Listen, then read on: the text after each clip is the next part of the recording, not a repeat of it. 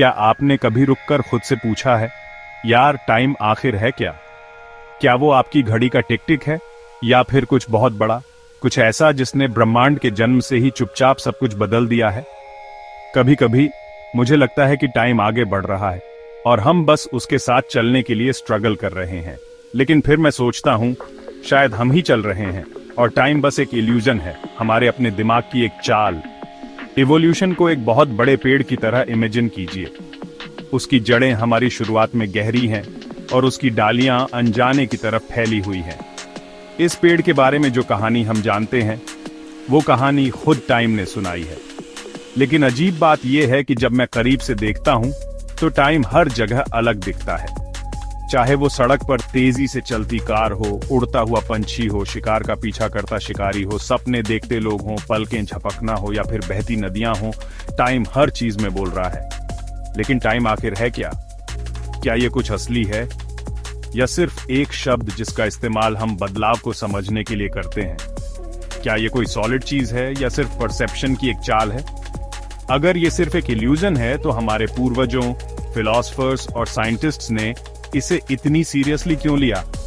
वेदों ने काल को एक देवता क्यों कहा? एरिस्टोटल ने टाइम को मूवमेंट से क्यों जोड़ा? और न्यूटन ने कहा कि ये एक एब्सोल्यूट स्टेज है जिस पर सब कुछ होता है। और आइंस्टीन ने टाइम को एक स्पेस टाइम फैब्रिक में क्यों बदल दिया, इसे खुद ब्रह्मांड में बुनते हुए? टाइम हमेशा से एक पहेली रहा है। इंडियन फिलॉसफी कहती है कि ये अनादि है, जिसका ना कोई आदि है ना अंत। वेस्टर्न साइंस ने इसे मापने, समझने और इसके बारे में थ्योरीज बनाने की कोशिश की। लेकिन आखिर में टाइम खुद एक थ्योरी बन गया, कुछ ऐसा जिसे आप छू नहीं सकते, सिर्फ एक्सपीरियंस कर सकते हैं। शायद यही टाइम की सबसे बड़ी आयरनी है। वही चीज जो हमें जिंदगी देती है, धीरे धीरे उसे छीन लेती है, टाइम।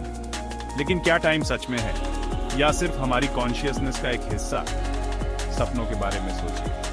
कभी कभी एक सपना ऐसा लगता है जैसे सालों तक चला हो, लेकिन असल में वो बस कुछ सेकंड का होता है।